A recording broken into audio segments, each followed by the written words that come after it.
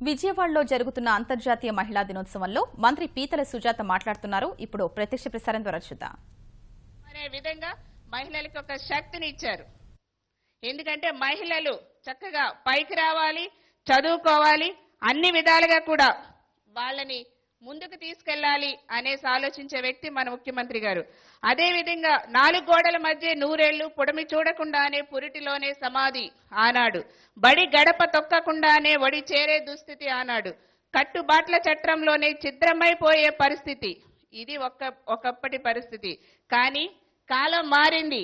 చంద్రన్న పాలన వచ్చింది. ఆడపిల్ల ఇప్పుడు ఆడపులిలా ముందుకు వెళ్తుంది ధైర్యంగా. అవునా కాదండి?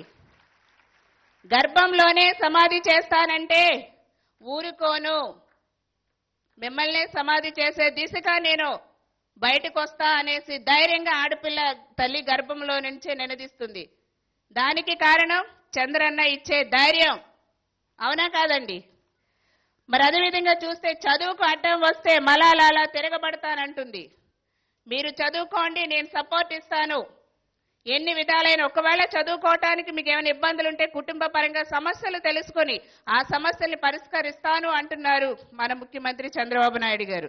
ఈ విధంగా ఎన్నో మహిళల కోసం వాళ్ళ ముందుండాలి. వాళ్ళకి ఒక అవకాశం ఇస్తే నిజాయితీగా పనిచేస్తారు, ఓపికగా పనిచేస్తారు అనేసి ఆలోచించే వ్యక్తి మన ముఖ్యమంత్రి గారు. మరి అదేవిధంగా చూస్తే ఈ రోజున మహిళలు అన్ని రంగాల్లో కూడా ముందుకెళ్తున్నారండి. ఒక అంతరిక్షంలోకి ఆకాశంలో నడిపే విమానాల నుంచి నేల మీద నాటే నాట్ల వరకు కూడా మహిళే చేస్తుంది.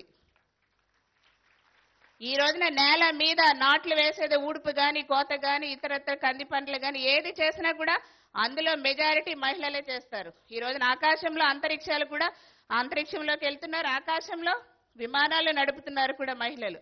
కాబట్టి డెఫినెట్ గా మహిళలకి తీసిపోనేది ఏదీ లేదు. ఆత్మస్థైర్యంతో ముందుకెళ్ళాలి. దానికి సహకరిస్తున్నాయి చట్టాలు, మన ప్రభుత్వం. కాబట్టి డెఫినెట్ గా ఈ చట్టాలన్నీ కూడా ఉపయోగించుకోండి. ప్రభుత్వం తరపున కూడా ముఖ్యంగా నేను ఒక సామాన్య మహిళనండి.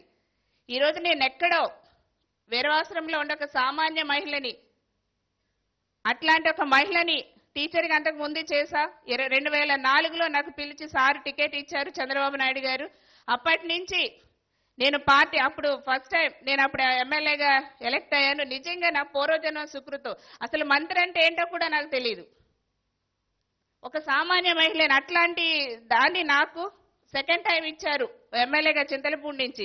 అసలు మంత్రి ఆలోచన లేదు, ఎమ్మెల్యే టికెట్ వస్తే చాలనుకున్నా. ఓపెన్ గా చెప్తున్నా. అట్లాంటిది నాకు ఎంత అవకాశం ఇచ్చారంటే సార్ డెఫినెట్ గా నేను ఎప్పటికీ కూడా మీకు రుణపడి ఉంటాను. ఒక గాడ్ ఫాదర్ లెక్క నాకు అవకాశం ఇచ్చారంటే ఈ సభాముఖంగా నేను చాలా సంతోషంగా తెలియజేస్తున్నాను సార్.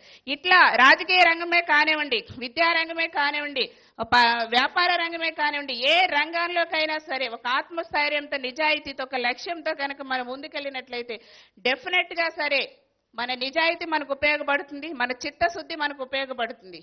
ఒకవేళ మనల్ని ఎవరైనా వెనక్కి లాగాలని చూసినా కూడా ఇవన్నీ మనకు తోడే మనల్ని ఇంకా విజయ పదం వైపు తీసుకెళ్తాయనేసి నేను సభాముఖంగా మీకు అందరికీ తెలియజేస్తున్నా.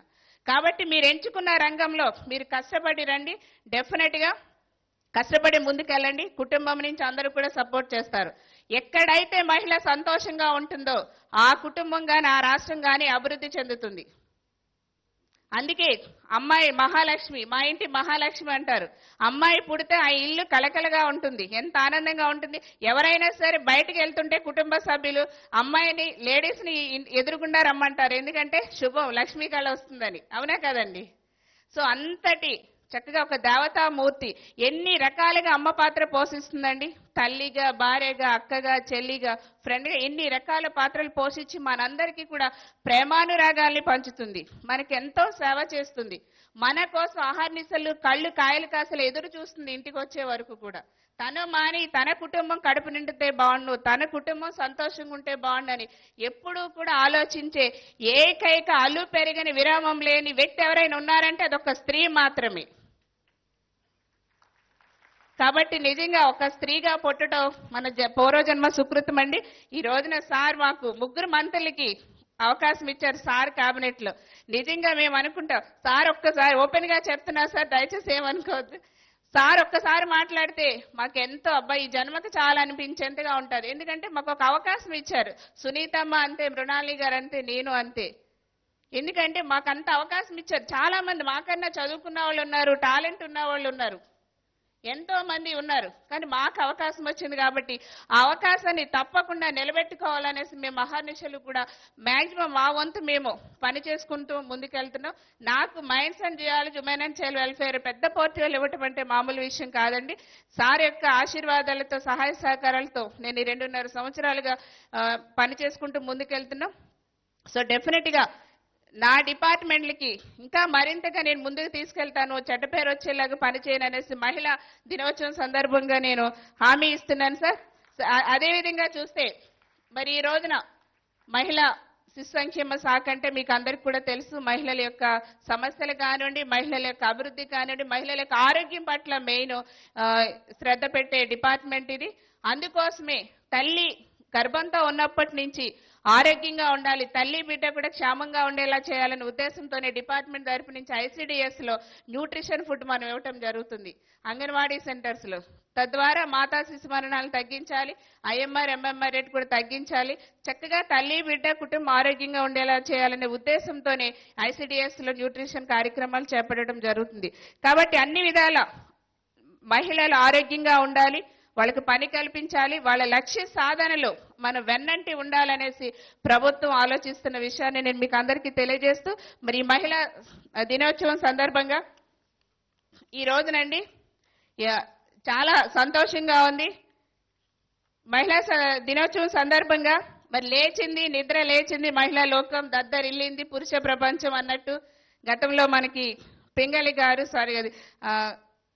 రాశారు కవులు.